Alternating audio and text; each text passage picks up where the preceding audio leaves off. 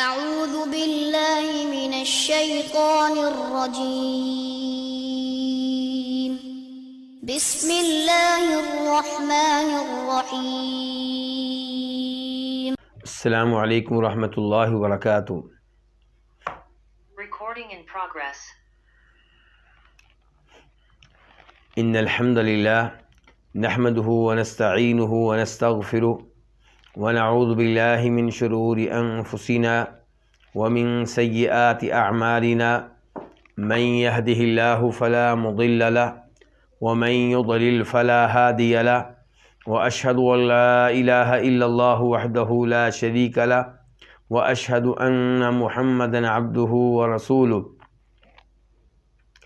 يا ايها الذين آمنوا اتقوا الله حق تقاته ولا تموتن الا وانتم مسلمون يا ايها الناس اتقوا ربكم الذي خلقكم من نفس واحدة وخلق منها زوجها وبث منهما رجالا كثيرا ونساء واتقوا الله الذي تساءلون به والأرحام إن الله كان عليكم رقيبا يا أيها الذين آمنوا اتقوا الله وقولوا قولا سديدا يصلح لكم أعمالكم ويغفر لكم ذنوبكم ومن يطع الله ورسوله فقد فاز فوزا عظيما أما بعد فإن خير الحديث كتاب الله وخير الهدي هدي محمد صلى الله عليه وسلم وشر الأمور محدثاتها وكل محدثة بدعة وكل بدعة ضلالة وكل ضلالة في النار۔ شرح السنہ امام بربہاری رحمہ اللہ کی عظیم الشان تعریف۔ اس کے بہت سے مسائل ہم پڑھ چکے، اور آج جس مسئلے سے آغاز کریں گے یہ مسئلہ نمبر 118 ہے، 118۔ یہاں پہ امام بربہاری رحمہ اللہ کہتے ہیں وَاعْلَمْ رحمک اللہ، یہ بات جان لیں، اللہ تعالیٰ آپ پہ رحم فرمائے، کہ انہ لا یحل مال امرئ مسلم، کسی بھی مسلمان آدمی کا مال حلال نہیں ہے، الا بطیبۃ من نفسی، مگر اس کی دلی خوشی کے ساتھ، یعنی کہ آپ کے لیے کسی اور مسلمان کا مال حلال نہیں ہے الا یہ کہ وہ اپنے دل کی خوشی سے آپ کو دے۔ وَإِن كَانَ مَعَ رَجُلٍ مَالٌ حَرَامٌ، اور اگر کسی آدمی کے پاس حرام مال ہے، فقد ضَمِنَهُ، تو وہ اس کا ضامن ہے، اس کا ذمہ دار ہے۔ لا يحل لأحد ان يأخذ منه شيئا الا بإذنه، کسی کے لیے بھی حلال نہیں ہے کہ اس میں سے کچھ بھی لے مگر اس کی اجازت سے۔ فإنه عسى ان يتوب هذا، کیونکہ امید ہے کہ یہ توبہ کر لے گا۔ فَيُرِيدُ أَن يَرُدَّهُ عَلَى أَرْبَابِ، تو اس مال کو اس کے مالکان تک پہنچانا چاہے گا، ان پہ لٹانا چاہے گا۔ فَأَخَذْتَ حَرَامًا، تو آپ حرام مال لیں گے۔ یہ اس مسئلے کا ترجمہ تھا۔ اب اس کی شرح کی طرف آتے ہیں، اس کی وضاحت کی طرف آتے ہیں۔ یہاں پہ امام بربہاری رحمہ اللہ نے ایک اصول بیان کیا ہے، ایک ضابطہ بیان کیا ہے، اور اس اصول اور ضابطے کا عقیدے سے تعلق نہیں ہے، اس کا فقہ سے تعلق ہے، احکام سے تعلق ہے، اور وہ یہ کہ دوسرے مسلمان کا کوئی بھی مال آپ کے لیے لینا جائز نہیں ہے، آپ کے لیے اٹھانا جائز نہیں ہے، آپ کا اس پہ قبضہ کر لینا جائز نہیں ہے، الا یہ کہ وہ اپنی دلی خوشی کے ساتھ اپنے مال میں سے آپ کو کوئی چیز دے تو یہ الگ بات ہے۔ وہ آپ کو ہدیہ دیتا ہے، ہبہ کرتا ہے اپنا مال، تو آپ لے سکتے ہیں، لیکن اس کی اجازت کے بغیر آپ اس کے مال میں سے کچھ بھی نہیں لے سکتے، کسی کے پلاٹ پہ آپ قبضہ نہیں کر سکتے، کسی کی زمین پہ آپ قبضہ نہیں کر سکتے. اپنا مکان تعمیر کرتے ہوئے پڑوسی کی زمین کا ایک اینٹ کے برابر حصہ بھی آپ کے لیے حلال اور جائز نہیں ہے. اور اس موضوع پہ ایک فقہی اصول بھی ہے، فقہی قاعدہ اور ضابطہ بھی ہے، اور وہ کیا ہے؟ انما البیع عن تراض. بیع وہی معتبر ہوگی جو فریقین کی رضامندی سے ہوگی. یعنی کہ اگر ایک فریق دوسرے فریق کے سر پہ پسٹل رکھ کے اس کے ساتھ بیع کرتا ہے اپنا مکان بیچو، وہ نہیں بیچنا چاہتا، یہ اس کے سر پہ پسٹل رکھ کر اس کے بیٹے کو اغوا کر کے اس سے مطالبہ کرتا ہے کہ مکان مجھے بیچ دو، تو ایسی بیع شریعت کے ہاں معتبر نہیں ہوگی، قابل قبول نہیں ہوگی. تو کسی بھی مسلمان کا مال اس کی رضامندی کے بغیر آپ نہیں لے سکتے. کسی کے مال پہ آپ قبضہ کر لیں، چاہے آپ اس کی قیمت دے رہے ہوں، آپ کے لیے اس کی وہ چیز حلال نہیں ہوگی. اور اس اصول کے بارے میں کئی آیات ہیں، کئی احادیث ہیں. بلکہ یہ جو اصول میں نے آپ کے سامنے پڑھا ہے کہ انما البیع عن تراض، بیع وہی معتبر ہوگی جو فریقین کی رضامندی سے ہوگی، اس کو فقہی قاعدہ کہتے ہیں. اور مسجد نبوی میں ایک بڑے عالم دین درس دیا کرتے ہیں، ان کا نام ہے ڈاکٹر سلیمان بن سلیم اللہ الرحیلی. ان کی ایک کتاب ہے القواعد الفقہیہ المتعلقہ بالبیوع، کہ وہ فقہی ضابطے، وہ فقہی اصول جن کا تعلق بیع سے ہے، کاروبار سے ہے، تجارت سے ہے. بنیادی طور پہ انہوں نے یہ کتاب لکھی نہیں ہے، انہوں نے اس موضوع پہ ایک دورہ کروایا تھا غالباً امارات میں، تو بعد میں اس کو کتابی شکل دے دی گئی اور شیخ نے اس کی نظر ثانی بھی کی. تو یہ بہت ہی عمدہ کتاب ہے، اس میں ان فقہی اصولوں کو، ضابطوں کو جمع کر دیا گیا ہے جن کا تعلق کاروبار سے ہے، بیع سے ہے. اور اس کتاب پہ میں نے ایک دورہ کروایا تھا سعودی عرب کے شہر جبیل میں. وہاں پہ جو مکتب الدعوہ ہے، ان کے دعویٰ سینٹر، ان کے ہاں یہ دورہ ہوا تھا. اور آپ جانتے ہوں گے وہاں کے ذمہ داران ہیں شیخ مختار احمد ندوی، شیخ مختار احمد حافظہ اللہ اور دیگر احباب. تو ان کے تعاون سے، ان کی نگرانی میں یہ دورہ ہوا تھا، اور یہ آپ کو یوٹیوب وغیرہ پہ مل سکتا ہے، توحید ٹی وی چینل پہ بھی مل سکتا ہے. توحید ٹی وی چینل جہاں پہ عام طور پہ میرے لیکچرز اور میرے سوال و جواب وغیرہ ہوتے ہیں، تو وہاں پہ یہ یعنی کہ آپ کو مل جائیں گے. تو آپ یہ دیکھیے ذرا،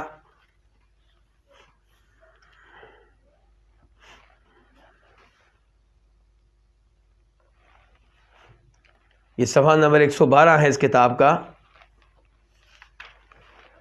اور یہاں پہ شیخ صاحب لے کر آئے ہیں یہ ضابطہ کہ انما البیع عن تراض، بیع وہی معتبر ہوگی جو باہمی رضامندی سے ہو. اور یہاں پہ اس بارے میں چند اصول بھی بتاتے ہیں، چند اہم باتیں بتاتے ہیں. مثال کے طور پہ اگر فریقین راضی ہو جائیں کسی ایسی بیع پہ، کسی ایسی چیز کی بیع پہ جو شریعت کے ہاں حرام ہو، پھر کیا ہوگا؟ وہ غلط ہوگی بیع. فریقین کی رضامندی وہاں ہوگی جہاں پہلے رضامندی کس کی ہو؟ اللہ تعالیٰ کی. مثال کے طور پہ شراب کی بیع ہے، ایک مسلمان بیچنے والا، دوسرا خریدنے والا، دونوں راضی ہیں لیکن شریعت اس پہ راضی نہیں ہے، تو یہ بیع نہیں ہو سکے گی. کسی سے میں قرض لیتا ہوں سود پہ، 1,00,000 روپیہ لیتا ہوں، وعدہ کرتا ہوں واپس 1,05,000 روپیہ دوں گا. اب میں سود دینے والا بھی راضی ہوں، وہ لینے والا بھی راضی ہے، یہ معاہدہ ہو چکا ہے، لیکن شریعت اس پہ راضی نہیں ہے. ایسے معاہدے کی کوئی حیثیت نہیں ہے، اس کو کینسل کرنا چاہیے، اور قاضی کو چاہیے ایسا معاہدہ کرنے والوں کو سزا بھی دے.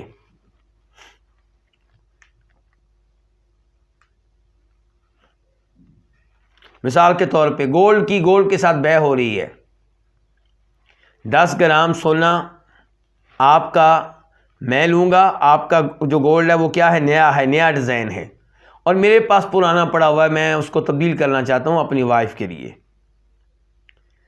اب آپ کہتے ہیں میرا تو نیا ہے، تو آپ 11 گرام دیں گے تو میں 10 دوں گا۔ اب میں بھی راضی ہوں، آپ بھی راضی ہیں، لیکن شریعت اس پہ راضی نہیں ہے۔ شریعت کیا کہتی ہے؟ دونوں طرف سے گولڈ کتنا ہو، برابر ہو، اور ادھار کی بھی اجازت نہیں ہے۔ گولڈ کی بیع میں، سونے کی بیع میں، سونے کے کاروبار میں ادھار کی اجازت نہیں ہے۔ تو یہاں پہ چاہے دونوں فریق راضی ہوں، دونوں کی رضامندی کا کوئی اعتبار نہیں ہوگا۔ ایسے ہی اگر دونوں راضی ہو جاتے ہیں اور ایسی بیع کرتے ہیں، ایسا معاہدہ کرتے ہیں جس میں کوئی ایسی شرط ہے جو شرط اس معاہدے کے بنیادی مقصد کے خلاف ہے، تو وہاں پہ بھی باہمی رضامندی کا کوئی اعتبار نہیں ہوگا۔ مثال کے طور پہ میں آپ کو اپنا گھر بیچتا ہوں، شرط یہ لگاتا ہوں کہ آپ نے اس گھر کو ایسے ہی رہنے دینا، اس میں تبدیلی کوئی نہیں کرنی آپ نے۔ میں بھی راضی، آپ بھی راضی، لیکن یہ غلط ہے۔ کیوں؟ کیونکہ جب میں نے اپنا مکان آپ کو دے دیا تو میں کون ہوتا ہوں آپ کو روکنے والا اس چیز سے کہ آپ اس میں تبدیلی کریں نہ کریں؟ جب ملکیت منتقل ہوگی تو آپ مکمل مالک ہیں، آپ کی مرضی، آپ کیا کرنا چاہتے ہیں۔ تو یہ بیع کیا ہوگی؟ غلط ہوگی۔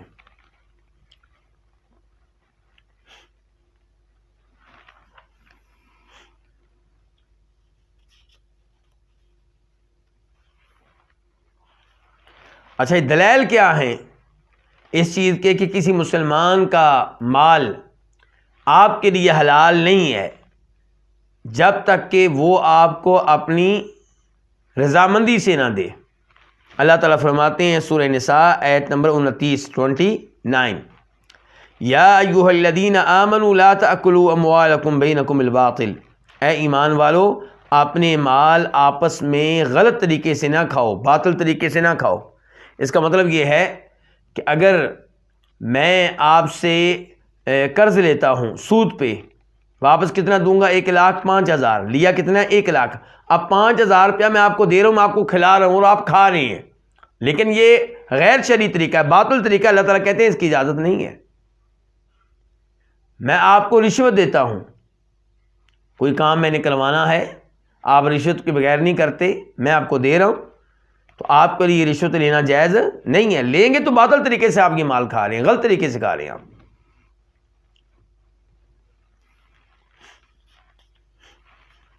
اللہ تعالیٰ کہتے ہیں کہ آپس میں ایک دوسرے کا مال باطل طریقے سے نہ کھاؤ، الا ان تکون تجارۃ تراض منکم، الا یہ کہ یہ مال تجارت کے طریقے سے آئے، وہ تجارت جو باہمی رضامندی سے ہو، فریقین دونوں راضی ہوں، بیچنے والا بھی خریدنے والا بھی۔ اور پھر اس بارے میں حدیث بھی ہے، ابن ماجہ کی حدیث ہے، انما البیع عن تراض، اسی بیع کا اعتبار ہوگا جو باہمی رضامندی سے ہوگی۔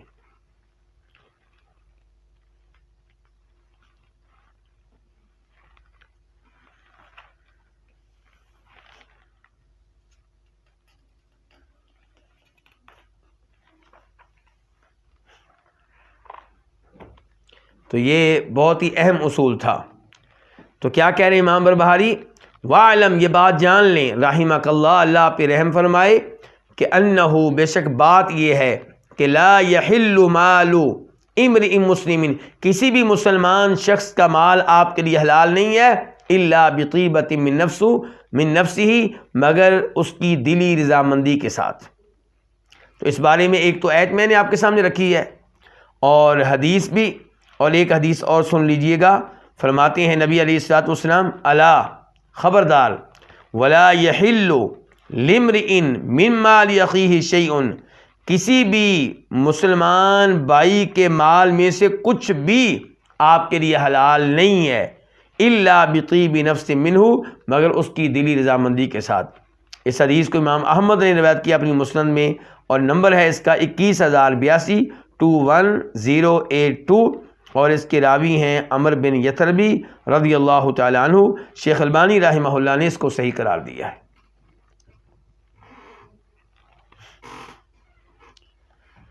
تو یہ بہت اہم الفاظ ہیں, بہت اہم آیات اور احادیث ہیں. یعنی کہ پولیس یا جج کے آپ کے حق میں فیصلہ کر دینے سے کسی کا مال آپ کے لیے حلال نہیں ہو جائے گا. مثال کے طور پہ میرا اور آپ کا جھگڑا ہے زمین کے کسی ٹکڑے کے بارے میں. آپ مل گئے کن سے؟ پٹواریوں سے. ان کو آپ نے رشوت دی, انہوں نے کاغذات آپ کے حق میں تیار کر دیے. اب اور جج کو بھی آپ نے خرید لیا.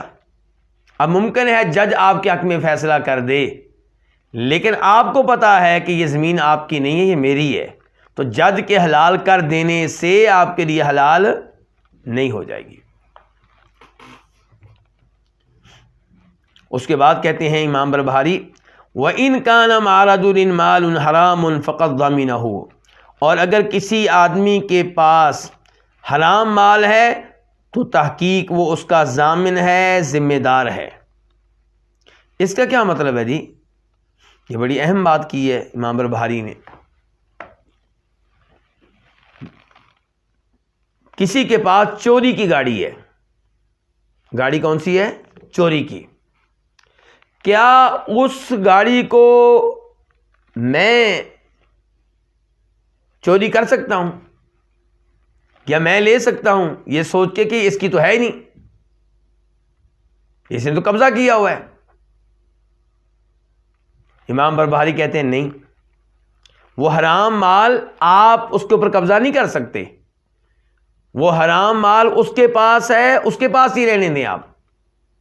کیوں؟ کیونکہ وہ اس کا ذمہ دار ہے. دنیا میں بھی اس کا ذمہ دار ہے, اگر پکڑا جائے ثبوت مل جائے اس کے خلاف, اور روز قیامت بھی وہ ذمہ دار ہے. تو اگر آپ لے لیں گے تو پھر اس کی ذمہ داری سے وہ چیز نکل گئی. تو یہ غلط ہے. امام بربہاری کہتے ہیں یہ حرام مال آپ اس کے پاس رہنے دیں, اور یہ امید رکھیں کسی دن وہ آدمی توبہ کرے گا, اسے ندامت ہوگی, پشیمانی ہوگی, اور یہ گاڑی اصل مال کو کیا کرے گا؟ واپس کرے گا. اور اگر آپ ایسی گاڑی لے لیتے ہیں, ایسی زمین جو قبضے کی ہے آپ اس پہ قبضہ کر لیتے ہیں, تو آپ نے یہ حرام چیز لی ہے. آپ کے یہ چیز لینی جائز نہیں ہے. پھر سنیے امام بربہاری کے الفاظ, کہتے ہیں وَإِن كَانَ مَعَ رَجُلٍ مَالٌ حَرَامٌ, اگر کسی آدمی کے پاس حرام مال ہے, چوری کے ذریعے یا ڈھاکے کے ذریعے, قبضے کے ذریعے, یا قرض لیا تھا, کوئی چیز قرض کے طور پہ لی تھی, استعمال کے لیے لی تھی, پھر واپس کرنے سے انکار کر دیا, تو اگر کسی کے پاس حرام مال ہے فقط ضمنه, تو تحقیق وہ اس کا ضامن ہے, ذمہ دار ہے. تو یعنی کہ آپ اس کو چھیڑیں گے نہیں. لا یحل لأحد, کسی کے لیے بھی حلال نہیں ہے, ان یأخذ منه شیئا, کہ اس شخص سے وہ کوئی بھی چیز لے, جس کے پاس وہ حرام مال ہے اس میں سے کوئی بھی چیز لے, کسی کے لیے حلال نہیں ہے, الا باذنہ, مگر اس کی اجازت کے ساتھ. اگر یہ گاڑی آپ اس کی اجازت سے لیتے ہیں تو کوئی مسئلہ نہیں, وہ اپنی جگہ پہ ذمہ دار رہے گا. کل کو جب توبہ کرے گا تو اس کی ذمہ داری ہے کہ اب وہ گاڑی واپس کرے یا اس کی قیمت واپس کرے. اچھا جی, اب سوال یہ پیدا ہوا, ہم سوال پوچھتے ہیں امام بربہاری سے, امام صاحب کسی کے پاس حرام مال تھا, آپ وہ لینے کی بھی اجازت نہیں دے رہے, کیا وجہ ہے؟ کہتے ہیں فَإِنَّهُ عَسَىٰ, کیونکہ امید ہے کہ ان یتوب ہذا, کہ یہ توبہ کر لے. یہ کون؟ جس کے پاس حرام مال ہے, جس کے پاس چوری کا مال ہے, جس کے پاس ڈاکے کا مال ہے. فَيُرِيدُ أَن يَرُدَّهُ عَلَىٰ أَرْبَابِهِ, تو وہ چاہے کہ اس مال کو واپس لٹائے اس کے مالکان پہ. ہو سکتا ہے وہ توبہ کرے اور یہ چاہے گا کہ اب میں یہ چیزیں واپس کر دوں ان کو جو ان کے حقیقی مالک ہیں. فَأَخَذْتَ حَرَامًا, تو آپ نے حرام چیز لی ہے, یعنی کہ آپ نے اس چور سے وہ چیز چوری کر کے آپ نے کیا کیا؟ آپ نے حرام کام کیا ہے, آپ نے حرام چیز کو لیا, آپ کے لیے وہ چیز حلال نہیں ہے.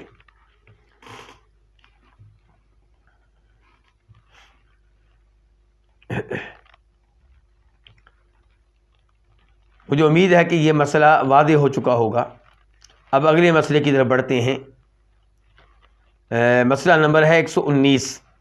اور اس سے پہلے پچھلے مسئلے کے بارے میں مجھے یہ بھی یاد آ گیا کہ نبی علیہ السلام نے حج کے خطبے میں کہا تھا، لوگوں فَإِنَّ دِمَاءَكُمْ وَأَمْوَالَكُمْ وَأَعْرَاضَكُمْ حَرَامٌ عَلَيْكُمْ كَحُرْمَةِ يَوْمِكُمْ هَذَا فِي شَهْرِكُمْ هَذَا فِي بَلَدِكُمْ هَذَا، کہ لوگوں جس طرح آج مکہ شہر میں ایک تقدس ہے، میں کہ موجودہ مہینے میں مہینہ کون سا تھا؟ ذی الحجہ کا، اور ذی الحجہ کا مہینہ کون سا ہوتا ہے؟ حرمت والا، مقدس مہینہ، حرمت والا مہینہ. اور پھر مکہ میں، اور وہ حج والے دن میں 9 تاریخ کو یا 10 تاریخ کو. تو فرمایا جس طرح مکہ قابل احترام ہے اس مہینے میں آج کے دن میں، ایسے ہی تم میں سے ہر ایک کا خون قابل احترام ہے، کسی کو قتل کرنے کی اجازت نہیں ہے، کسی کا خون بہانے کی اجازت نہیں ہے. ایسے ہی تم میں سے ہر ایک کا مال حرام ہے، قابل احترام ہے، کسی کو کسی کا مال لوٹنے کی، اس پہ قبضہ کرنے کی اجازت نہیں ہے. ہر ایک کی عزت قابل احترام ہے، کسی کی بے عزتی کرنے کی اجازت نہیں ہے. تو یہ حدیث بھی ہمارے اس قاعدے کے عین مطابق ہے جو ابھی ہم نے پڑھا ہے. اس کے بعد مسئلہ نمبر 119 امام بربہاری یہاں پہ کہتے ہیں، یہ بیان کرتے ہوئے کہ اصول یہ ہے کہ ہر بے حلال ہے سوائے اس کے جس کے بارے میں شریعت بتا دے کہ وہ حرام ہے. کہتے ہیں والمکاسب مطلقہ، اور تمام کے تمام کمائیاں، تمام کے تمام پیشے مطلقاتن مباح ہیں، حلال ہیں، درست ہیں. والمکاسب، تمام کمائیاں، آپ مال جیسے بھی کمائیں وہ کیا ہے؟ حلال ہے. المکاسب یہ مکسب ان کی جمع ہے، وہ چیز جس کو کمایا جائے. تو والمکاسب مطلقہ، تمام کی تمام کمائیاں کیا ہیں؟ مطلقہ، مباح ہیں، حلال ہیں، درست ہیں. تو المکاسب جو مال جس کو آپ کمائیں. ما بان لک صحتہ فہو مطلق، جس کا صحیح ہونا آپ کے لیے واضح ہو جائے، فہو مطلق، تو مباح ہے، وہ حلال ہے. الا ما ظہر فسادہ، سوائے اس کے جس کا فاسد ہونا واضح ہو جائے.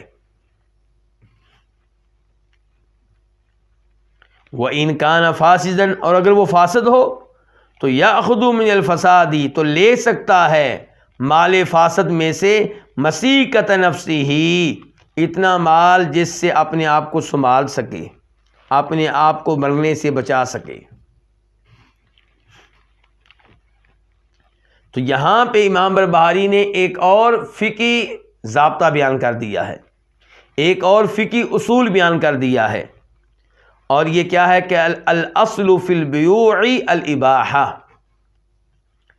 بے میں اصل کیا ہے، ضابطہ کیا ہے کہ ہر بے حلال ہے، ہر بے مباح ہے، ہر کاروبار درست ہے، کمائی کا ہر طریقہ ٹھیک ہے، سوائے اس کے جس سے شریعت نے منع کر دیا. اچھا، اس کو بھی لے کر آئے ہیں ڈاکٹر سلیمان بن سلیم اللہ روحیلی اپنی کتاب میں. یہ صفحہ نمبر 46 ہے میرے پاس، 46 کتاب کا.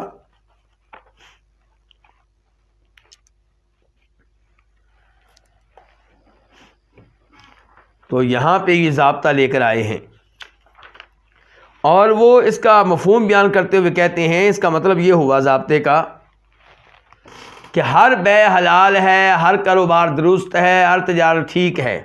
اگر کوئی کسی کاروبار کو غلط قرار دیتا ہے، دلیل اس کے ذمہ ہوگی جو غلط قرار دیتا ہے. جو کہتا ہے میں تو کہتا ہوں صحیح ہے، دلیل دینا اس کی ذمہ داری نہیں ہوگی.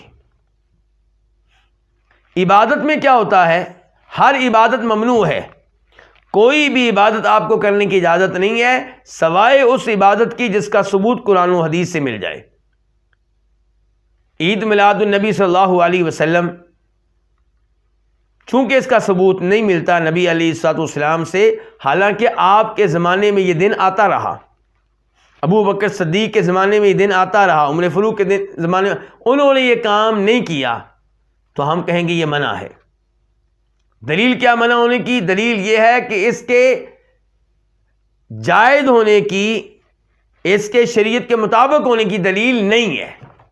دلیل کا نہ ہونا اس کے غلط ہونے کی دلیل ہے، کیونکہ اللہ کے رسول نے فرمایا تھا صلی اللہ علیہ وسلم نے عبادت کے معاملے میں کہ من احدث فی امرنا ھذا ما لیس منہ فہو رد، جو ہمارے اس دین میں نیا کام نکالے وہ نیا کام کیا ہے؟ ریجیکٹ ہے، مردود ہے، ناقابل قبول ہے۔ لیکن جب بیع کی باری آتی ہے، اصول عبادت کے الٹ ہے۔ دنیاوی امور میں، معاملات میں، کاروبار میں، تجارت میں کیا ہے؟ ہر چیز جائز ہے سوائے اس کے جس کو شریعت نے حرام قرار دے دیا۔ جس کے بارے میں شریعت خاموش ہے وہ کیا ہے؟ وہ جائز ہے۔ اچھا جی، اب دیکھیں اس کے دلائل کیا ہیں۔ کہتے ہیں ایک دلیل سورہ بقرہ آیت نمبر 275 275، اللہ تعالیٰ کہتے ہیں وَأَحَلَّ اللَّهُ الْبَيْعَ وَحَرَّمَ الرِّبَا، اللہ نے ہر بیع کو حلال قرار دیا ہے۔ اللہ نے ہر بیع کو حلال قرار دیا، تو اب ہر بیع حلال ہے سوائے اس بیع کے جس کو شریعت نے کسی اور جگہ غلط قرار دیا ہے۔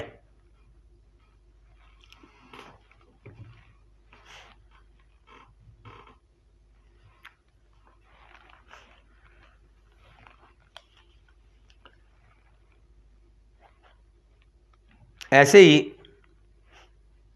اللہ تعالیٰ کی یہ فرمان هو الذی خلق لکم ما فی الارض جمیعا، سورہ بقرہ آیت نمبر 29 اللہ ہی نے تمہارے لیے ہر وہ چیز پیدا کی ہے جو زمین کے اوپر ہے، تو زمین کے اوپر ہر بیع جو ہے وہ کیا ہے؟ حلال ہے۔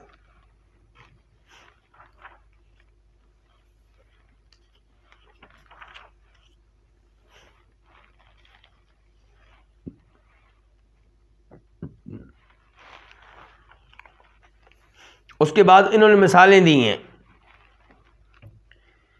کہتے ہیں ہر بیع حلال ہے لیکن وہ بیع جسے شریعت نے منع کر دیا وہ حلال نہیں ہے۔ مثال دیتے ہیں شیخ صاحب، کہتے ہیں ایک آدمی نے گولڈ کا ایک سیٹ خریدا، زیورات خریدے، جس کی موجودہ قیمت 1,00,000 روپیہ ہے یا 1,00,000 ریال ہے، لیکن اس نے یہ چیز قسطوں پہ خریدی، 1 سال کی قسطوں پہ، اور اب قیمت مقرر ہوئی ہے 1,50,000۔ نقد کتنی تھی؟ 1,00,000۔ اور اس کو جب منع کیا گیا وہ کہتا ہے ابھی ہمارے پاس اصول ہے۔ کیا اصول ہے جی؟ کہ الاصل فی البیوع الاباحہ، کہ ہر بیع حلال ہے، کوئی بھی بیع حرام نہیں ہے۔ ہم کہیں گے اس سے آپ کی بات ٹھیک ہے، ہر بیع حلال ہے سوائے اس بیع کے جس کے بارے میں شریعت نے بتا دیا کہ وہ کیا ہے؟ وہ حرام ہے، اور اس کے بارے میں شریعت نے بتا دیا ہے۔ کیا بتایا ہے؟ کہ گولڈ کی بیع گولڈ سے تب ٹھیک ہوگی جب ایک ہی نشست میں، ایک ہی بیٹھک میں، ایک ہی جگہ آپ دونوں اس بیع سے فارغ ہو جائیں۔ یہ کہ باقی پیسے کل دوں گا، یہ کام ٹھیک نہیں ہے۔ یعنی کہ ایک طرف گولڈ ہیں، دوسری طرف کیا ہے؟ یہاں پہ پیسے ہیں یا ریال ہیں، تو یہ سب کچھ ایک ہی نشست میں، ایک ہی جگہ یہ بیع مکمل ہو جانی چاہیے، اس میں ادھار نہیں چلے گا۔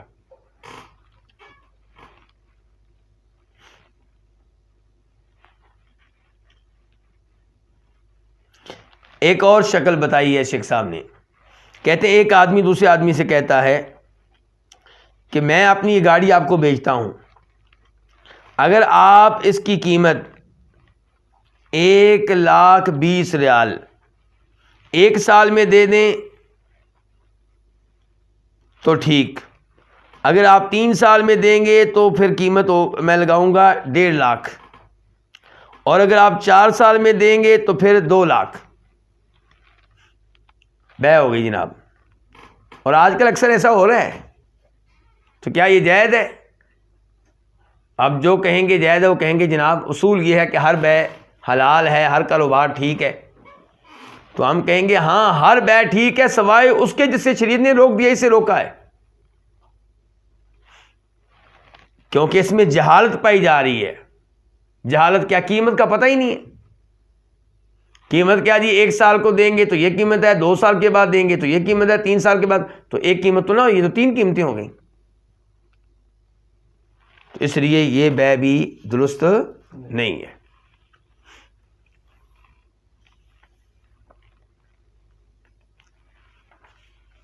تو بہرحال یہ چند مثالیں میں دینا چاہ رہا تھا. تو اب یہاں پہ امام بربہاری کہتے ہیں والمکاسب مطلقۃ، تمام کی تمام کمائیاں وہ کیا ہیں؟ مباح ہیں. ما بان لک صحۃ فہو مطلق، جس کا ٹھیک ہونا، جس کا درست ہونا آپ کے لیے واضح ہو جائے تو وہ مباح ہے. الا ما ظہر فساد، سوائے اس کے جس کا فاسد ہونا ظاہر ہو جائے.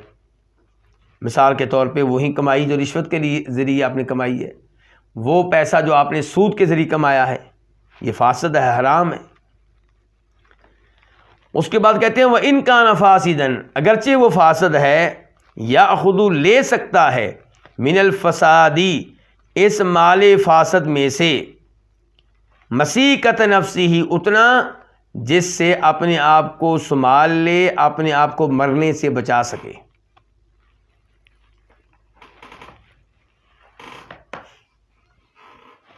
مثال کے طور پہ ایک آدمی ہے، اسے پتا چلا کہ میری تو ساری کمائی حرام ہے. اب ہم اسے کہتے ہیں کہ اس سے جان چھڑاؤ. وہ کہتا ہے میں جان چھڑاؤں گا، میں تو پھر مر گیا، میرے پاس کچھ نہیں ہے اور سارا ہی یہی ہے. تو ہم کہیں گے تم اتنا مال رکھ سکتے ہو جس سے تمہاری زندگی بچ جائے، اس سے زیادہ نہیں. کیا دلیل ہے اس کی؟ یہ گنجائش جو ہم نے اس کے لیے پیدا کی ہے، اس کی کیا دلیل ہے؟ اس کی دلیل اللہ رب العزت کا فرمان ہے، سورہ بقرہ آیت نمبر 173 173، انما حرم علیکم المیت والدم ولحم الخنزیر وما اہل به لغیر اللہ فمن اضطر غیر باغ ولا عاد فلا اثم علیہ ان اللہ غفور الرحیم. کہ اللہ نے تمہارے اوپر مردار کو حرام قرار دیا ہے. مردار وہ جانور جو آپ کے ذبح کیے بغیر مر جائے، وہ کیا ہے؟ حرام ہے. تو اللہ نے تمہارے اوپر مردار کو حرام قرار دیا اور خون کو بھی، یعنی کہ جانور کو ذبح کرتے جو خون بہتا ہے وہ کیا ہے؟ حرام ہے. خنزیر کا گوشت بھی حرام ہے. وما اہل به لغیر اللہ، جس جانور پہ غیر اللہ کا نام پکار دیا جائے، اس کو غیر اللہ کے لیے وقف کر دیا جائے یا غیر اللہ کے نام پہ اس کو ذبح کیا جائے، وہ بھی حرام ہے. اب یہ کیا ہو گیا؟ یہ جانور کیا ہو گیا؟ حرام. حرام بتانے کے بعد اللہ تعالیٰ کہتے ہیں کہ فمن اضطر، جو مجبور ہو جائے. اور مجبوری سے مراد یہاں پہ وہ عام مجبوری نہیں ہے. اللہ نے یہاں پہ فمن اضطر کا لفظ بولا ہے، یہ ضرر سے ہے، ضرورت سے ہے، انتہا درجے کی مجبوری، مرنے کا خطرہ ہے. اگر آپ یہ حرام نہیں کھاتے تو آپ کے کسی ایک عضو کے ختم ہونے کا خطرہ ہے. تو ایسی صورتحال پیدا ہو جائے تو اللہ تعالیٰ کہتے ہیں پھر کوئی حرج نہیں ہے، آپ پھر تھوڑا بہت کھا سکتے ہیں، لیکن 2 شرطیں ہیں. غیر باغ ولا عاد، یہ حرام کھاتے ہوئے آپ کی نیت شریعت سے بغاوت کی نہ ہو. آپ شریعت کے تابع دار ہیں، شریعت کو دل سے ماننے والے، مجبور ہو گئے. لیکن ایک آدمی کا پہلے دل چاہتا تھا کہ موقع ملے، تو اس کے لیے اجازت نہیں. اجازت اس کے لیے ہے جو مجبور ہو کے یہ حرام کار ہے اور شریعت سے بغاوت کا کوئی ارادہ نہیں ہے. ولا عادن، اور حد سے آگے بڑھنے والا بھی نہیں ہے، اتنا حرام کھا رہا ہے جس سے جان ایک دفعہ بچ جائے بس.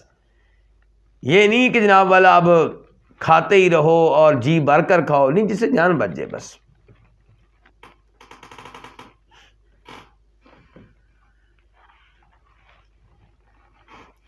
کہتے ہیں وَإِن كَانَ فَاسِدًا، اگر مال فاسد ہو، حرام مال ہو، تو يَأْخُذُ مِنَ الْفَسَادِ، تو لے سکتا ہے فاسد مال سے مسیکت نفسی ہی، اتنا جس سے اپنے آپ کو بچا سکے. اس کے بعد کہتے ہیں لا تقولوا اترک المکاسب وآخذ ما اعطونی، آپ یہ نہ کہیں کہ میں تمام کمائیاں چھوڑ دیتا ہوں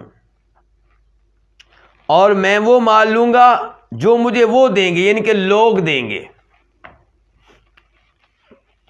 یہ بڑی اہم بات کی ہے. ہو سکتا ہے کوئی کہے کہ دنیا سے میں دور رہنا چاہتا ہوں. کیوں جی؟ دنیا کی طرف جاؤں گا تو میرے ایمان کو دین کو خطرہ ہے، حرام کمائیاں ہر سائڈ پہ، ماحول اچھا نہیں ہے، تو میں نہیں کمانا چاہتا. میں اپنے آپ کو اللہ کی راہ میں وقف کر رہا ہوں، ہر وقت اللہ کی عبادت کروں گا. کھاؤ گے کہاں سے بھائی؟ جو لوگ دے دیں گے. کون دے دیں گے؟ یعنی کہ مانگا کروں گا، یعنی کہ بکاری بن کے بیٹھ جاؤں گا، صوفی بن کر کسی درگاہ پہ بیٹھ جاؤں گا، آستانے پہ بیٹھ جاؤں گا، مزار پہ بیٹھ جاؤں گا، لوگ خود ہی دیا کریں گے. تو امام بربہاری کہہ رہے ہیں یہ جائز نہیں ہے، یہ کام غلط ہے آپ کا بالکل. کہتے ہیں کہ لا تقولوا، آپ یہ نہ کہیں کہ اترک المکاسبہ، میں تمام کمائیاں چھوڑتا ہوں، ترک کرتا ہوں. وآخذ، اور میں لوں گا، ما اعطونی، جو مجھے وہ دیں گے. کون؟ لوگ. کیوں یہ جائز نہیں ہے؟ ایک تو ہمارے پاس ہے سورہ بقرہ ایت نمبر 97. اللہ تعالیٰ حج کا تذکرہ کرتے ہوئے کہتے ہیں وَتَزَوَّدُوا، زاد راہ لے لیا کرو. یعنی جب حج کے لیے جاؤ تو اپنے گھر سے کھانے پینے کی چیزیں اپنا خرچہ لے کر جاؤ. فَإِنَّ خَيْرَ الزَّادِ التَّقْوَىٰ، بہترین زاد راہ یہ ہے کہ آپ مانگنے سے بچیں، سوال کرنے سے بچیں. اور اس کی اگر آپ اس آیت کی تفسیر پڑھیں گے تو آپ کو پتہ چلے گا. عبداللہ ابن عباس کہتے ہیں کہ یمن سے کئی لوگ آتے تھے، زاد راہ نہیں لے کر آتے تھے. کیا؟ وہاں لوگوں سے مانگ لیں گے، اللہ پہ توکل کرتے ہیں، ہم اللہ کے توکل پہ چلتے ہیں. یہ کوئی توکل نہیں ہے. توکل کیا ہے کہ آپ کمانے کے لیے نکلیں، محنت کریں، پھر اللہ پہ بھروسہ کریں کہ اب پتہ نہیں کتنی مزدوری اللہ آج مجھے دے گا، کتنا رزق اللہ دے گا، اللہ کو پتہ ہے، ملے گا کہ نہیں ملے گا اللہ کو پتہ ہے. میں نکل آیا ہوں کام کرنے کے لیے گھر سے.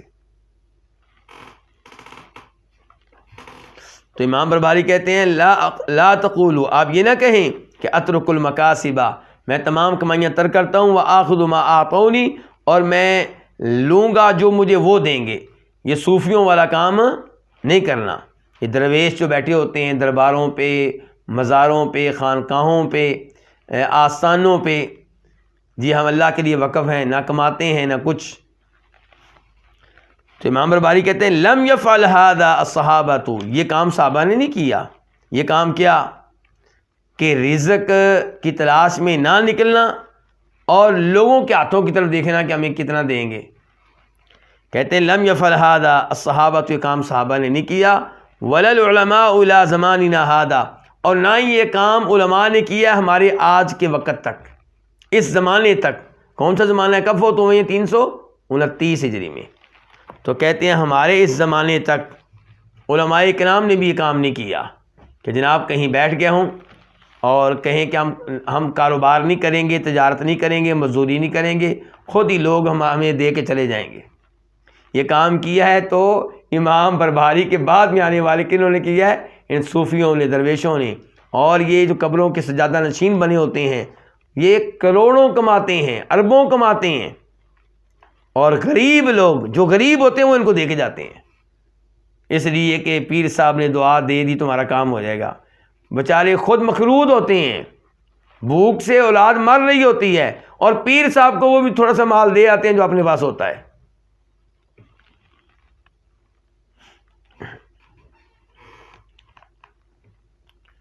وقال عمر، تو صحابہ کرام نے کام نہیں کیا. صحابہ کرام کیا کرتے تھے؟ کماتے تھے. ابو بکر صدیق رضی اللہ عنہ، عمر فاروق، عبد الرحمن بن عوف، سعد بن ابی وقاص، یہ سب محنت کرتے تھے، مزدوریاں کرتے تھے، کاروبار کرتے تھے، اور پھر اللہ کی راہ میں خرچ کرتے تھے. مسجد بنانے کا اعلان ہوتا اس میں حصہ ڈالتے، جہاد کا اعلان ہوتا اس میں حصہ ڈالتے، فقیروں مسکینوں پہ خرچ کرتے، بیواؤں پہ خرچ کرتے.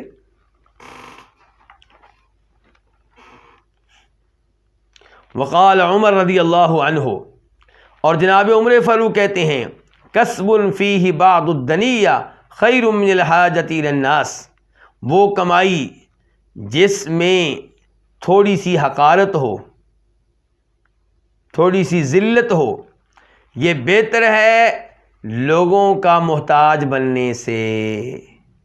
لوگوں سے مانگنا، سوال کرنا، اس سے بہتر ہے کہ آپ کو ایسا کام کر لیں بظاہر جس میں کیا ہے، حقارت ہے، جس کام کو جو اپنائے گا لوگ اس کو حقیر جانتے ہیں۔ بہتر ہے کہ آپ ایسا پیشہ اختیار کریں جس کے اختیار کرنے والے کو لوگ حقیر نہ جانتے ہوں۔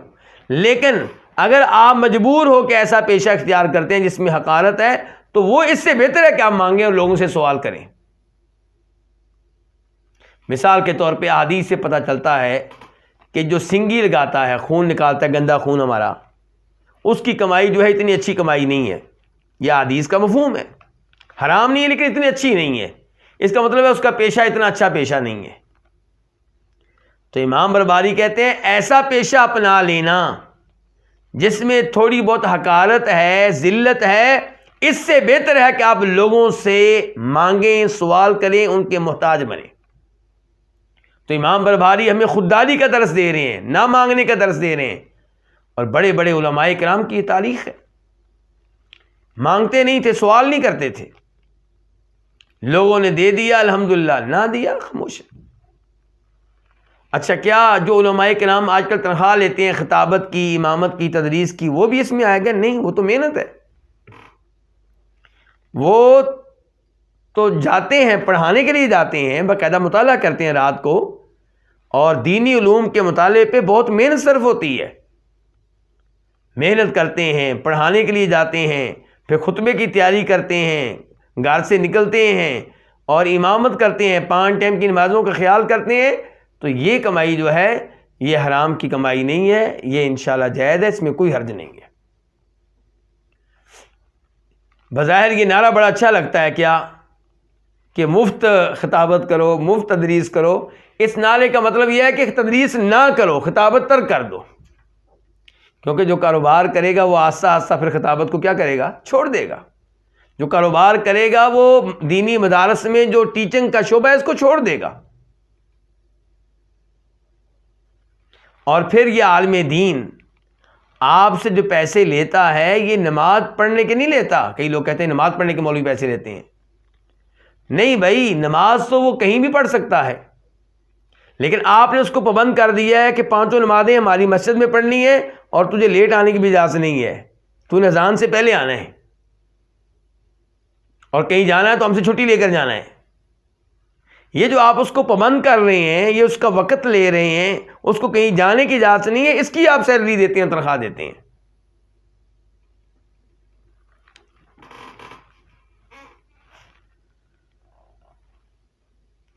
یہاں پہ ایک حدیث آپ کے سامنے رکھنا چاہوں گا کہ یہ کسی بھی طریقے سے کمائی کر لینا یہ مانگنے سے بہتر ہے۔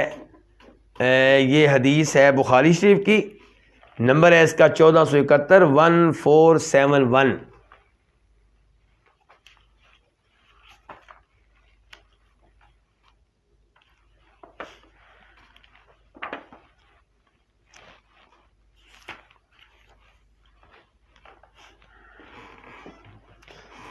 یہ دیکھیے، اس حدیث کے راوی ہیں زبیر بن عوام رضی اللہ تعالی عنہ، کہتے ہیں کہ نبی علیہ الصلوۃ والسلام نے فرمایا لَأَن يَأْخُذَ أَحَدُكُمْ حَبْلَهُ، تم میں سے کوئی اپنی رسی لے، فَيَأْتِيَ بِحُزْمَةِ الْحَطَبِ عَلَى ظَهْرِهِ، اور رسی لے کر جنگل میں چلا جائے، پہاڑوں کی طرف چلا جائے اور وہاں لکڑیاں جمع کرے اور لکڑیوں کا گٹھا اپنی پشت پہ رکھے اور انہیں لے کر آئے، فَيَبِيعَ، اس کو بیچے، فَيَكُفَّ اللَّهُ بِهَا وَجْهَهُ، اور اس کو بیچ کر مانگنے کی ذلت سے اپنے آپ کو بچا لے، خیر اللہ من ان یسأل الناس، یہ اس سے بہتر ہے کہ لوگوں سے سوال کرے، بکاری بن جائے، آتوہ او منعہ، پتہ نہیں اس کو لوگ دیں گے یا نہیں دیں گے، دے بھی دیں پھر بھی غلط ہے، لیکن نہ دیں پھر 2 لحاظ سے غلط ہے، ایک مانگنا پڑا اور ایک ملا بھی نہیں۔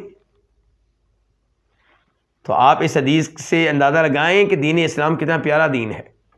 دین اسلام ہمیں مانگنے سے منع کرتا ہے، روکتا ہے۔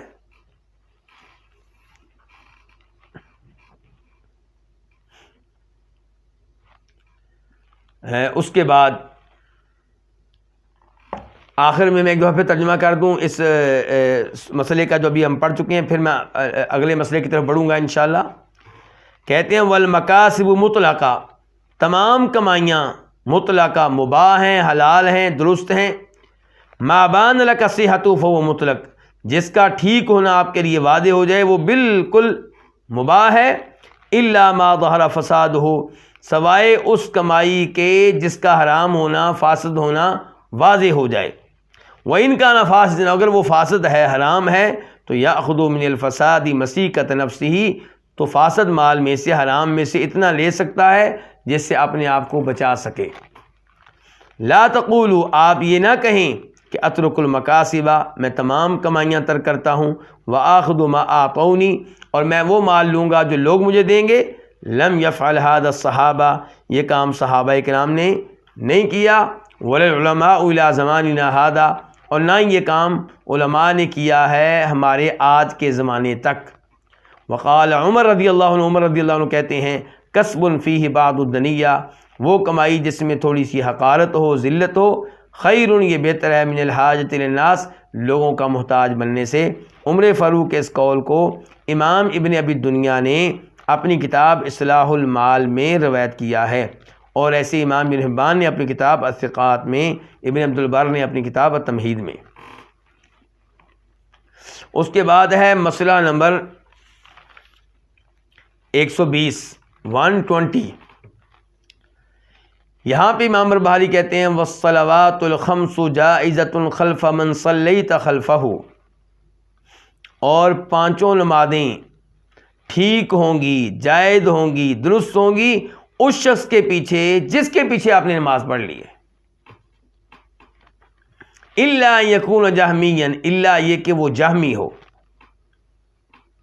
فإنہ معطل، کیونکہ جہمی معطل ہوا کرتا ہے، یعنی کہ اس لیے اس کے پیچھے نماز ٹھیک نہیں ہے. معطل یعنی کہ اللہ تعالیٰ کے ناموں اور صفات کا یہ منکر ہے. وَإِن صَلَّيْتَ خَلْفَهُ، اور اگر آپ کسی ایسے امام کے پیچھے نماز پڑھ لیتے ہیں، ان کی جو جہمی ہے، فَأَعِدْ صَلَاتَكَ، تو اپنی نماز کو دہرائیں.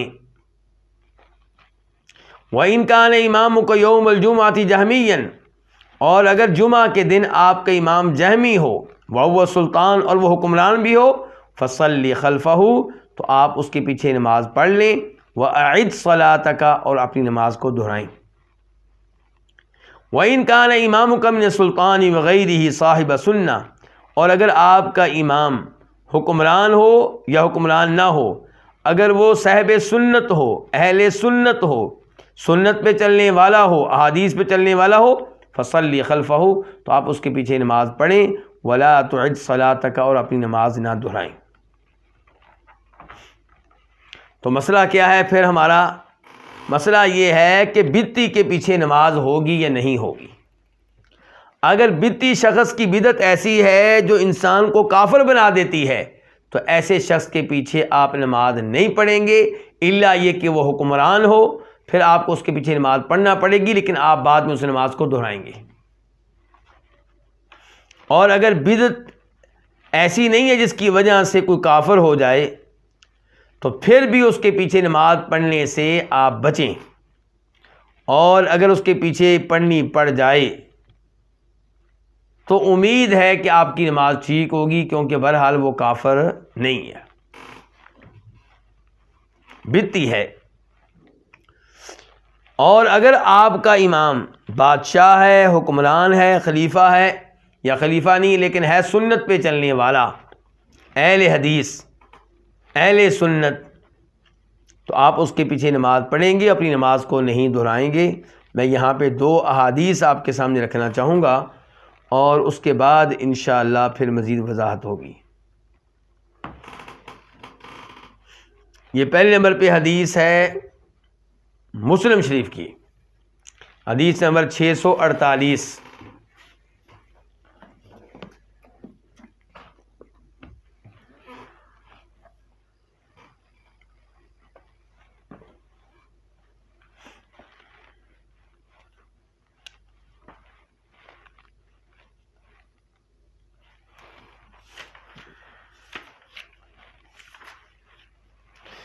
یہ دیکھیے جی، حدیث کے راوی ہیں ابو ذر رضی اللہ تعالیٰ عنہ، کہتے ہیں قال علی رسول اللہ صلی اللہ علیہ وسلم، کہ مجھ سے نبی علیہ الصلوۃ والسلام نے کہا کیف انت اذا كانت عليك امراء يؤخرون الصلاة عن وقتها او يميتون الصلاة عن وقتها، کہ تمہارا اس وقت کیا حال ہوگا جب تمہارے اوپر ایسے حکمران ہوں گے جو نمازوں کو ان کے وقت سے لیٹ کریں گے، یا نمازوں کو ان کے وقت سے نکال دیں گے، ان کے وقت میں نماز ادا نہیں کریں گے۔ قال ابو ذر کہتے ہیں قلت، میں نے کہا فما تأمرنی، تو آپ مجھے کیا حکم دیتے ہیں، یعنی کہ اس زمانے میں پھر میں کیا کروں جب میرے اوپر ایسے حکمران ہوں گے جو نمازوں کو قضا کریں گے، نمازوں کو ان کے وقت سے نکال دیں گے، میں تب کیا کروں؟ قال صلی الصلاۃ لوقتها، تم نماز کو نماز کے وقت پہ ادا کر لینا، فإن ادرکتها معهم فصلی، پھر اگر اس نماز کو تم حکمرانوں کے ساتھ پاؤ تو ان کے ساتھ بھی پڑھ لو، یعنی کہ اپنے گھر میں وہ نماز، اپنی دکان پہ وہ نماز پڑھ لینی ہے، کب؟ وقت پہ۔ پھر آپ مسجد میں گئے اور ان کی نماز قائم ہے تو آپ جماعت میں شامل ہو جائیں، تو آپ کی کون سی نماز پھر معتبر ہوگی، پہلی یا یہ دوسری؟ پہلی۔ دوسری آپ کی کیا بن جائے گی؟ نفل۔ فَإِنَّهَا لَكَ نَافِلَةٌ،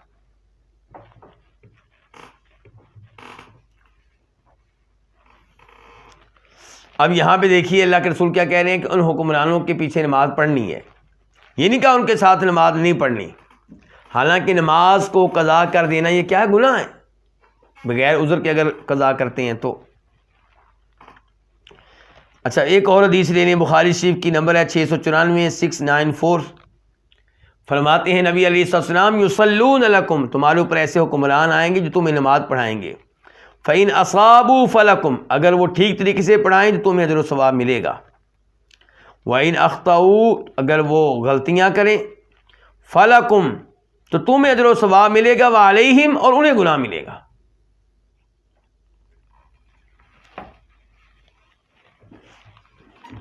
تو اب دیکھیے پھر کہ ہم نے بدعتی کی بدعت کی طرف دیکھنا ہے، کیا یہ ایسی بدعت ہے جس سے انسان کافر ہو جاتا ہے؟ اگر ایسی بدعت ہے جس سے انسان کافر ہو جاتا ہے تو اس کے پیچھے نماز نہیں پڑھی جائے گی۔ مثال کے طور پہ جہمی ہے، گمراہ فرقہ ہے جہمیہ، تو جہمی عقیدہ رکھتا ہے کہ اللہ تعالیٰ ہر جگہ ہے، اس کا یہ عقیدہ نہیں ہے کہ اللہ عرش کے اوپر ہے، وہ اللہ کو ہر جگہ مانتا ہے، تو ایسے شخص کے پیچھے نماز نہیں پڑھی جائے گی۔ یہ عام آدمی کی بات ہو رہی، حکمران کی نہیں۔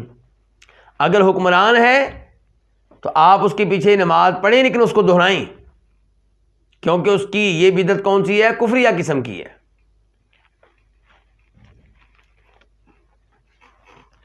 ایسے ہی اگر کوئی قدری ہے، یعنی کہ تقدیر کا انکار کرنے والا، وہ کہتا ہے کہ اللہ تعالیٰ کو کسی بھی واقعے کا علم اس وقت تک نہیں ہوتا جب تک کہ وہ واقعہ شروع نہ ہو جائے، یعنی کہ وہ کہتا ہے یہ غلط ہے کہ ساری باتیں پہلے سے تقدیر میں لکھی جا چکی ہیں، تو ایسا آدمی ظاہر ہے کافر ہے، اس کے پیچھے نماز نہیں پڑھی جائے گی۔ حکمران ہے تو آپ کو اس کے پیچھے پڑھنی پڑے گی، تو آپ اس کو دہرائیں۔ ایسی کوئی رافضی ہے تو اس کے پیچھے بھی نماز نہیں پڑھی جائے گی۔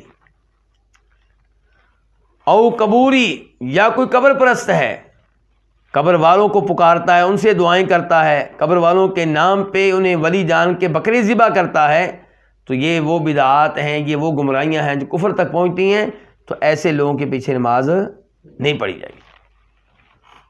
اور اگر ایسا شخص حکمران ہو تو پھر نماز کیا کی جائے گی؟ دہرائی جائے گی۔ اور اگر حکمران کفر تو نہیں کرتا لیکن فاسق ہے، بڑے گناہ کرتا ہے، تو پھر کیا ہوگا؟ پھر اس کے پیچھے نماز پڑھ لی جائے گی، اور امید ہے کہ وہ نماز ٹھیک ہوگی، دہرانے کی ضرورت نہیں، کہ علماء کرام کہتے ہیں کہ دہرایا جائے اس کو۔ تو امام برباری کہہ رہے ہیں والصلوات۔ اچھا، اور اس مسئلے میں 2 دلائل تو میں آپ کو دے چکا ہوں، یہ دلیل بھی لے لیجئے۔ حجاج بن یوسف، اس نے کئی لوگوں کو قتل کیا، مسلمان کو قتل کرنا یہ بہت بڑا گناہ ہے، ایسا آدمی فاسق ہوتا ہے، تو عبداللہ بن عمر اس کے پیچھے حج بھی کرتے رہے، اس کے پیچھے نمازیں بھی پڑھتے رہے، باقی صحابہ کرام کی بھی یہی صورتحال تھی۔ صحابہ کرام نے نہیں کہا کہ ہماری اس کے پیچھے نماز نہیں ہوتی۔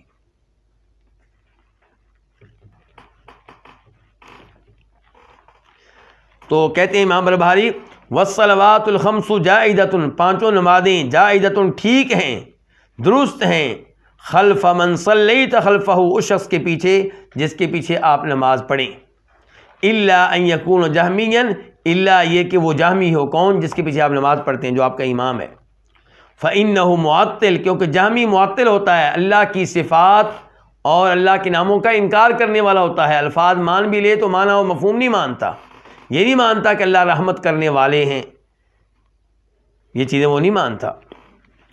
وَإِن صَلَّيْتَ خَلْفَهُ، اور اگر آپ کسی جہمی کے پیچھے نماز پڑھ لیں، فَعِدْ صَلَاتَكَ، تو اپنی نماز کو کیا کریں؟ دہرائیں۔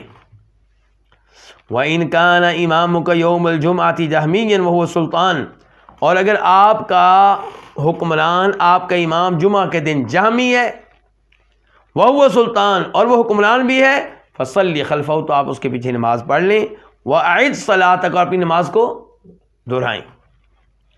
وَإِن كَانَ إِمَامُكَ مِنَ السُّلْطَانِ وَغَيْرُهُ صَاحِبَ سُنَّةٍ، اور اگر آپ کا امام وہ سلطان ہو، خلیفہ ہو، وغیرہ ہی، یا غیر خلیفہ ہو، صاحب سنت، بس سنت پہ چلنے والا ہو، فصلی خلفہ کا، تو آپ اس کے پیچھے نماز پڑھیں، ولا تعج صلاتک، اور آپ اپنی نماز کو نہ دہرائیں۔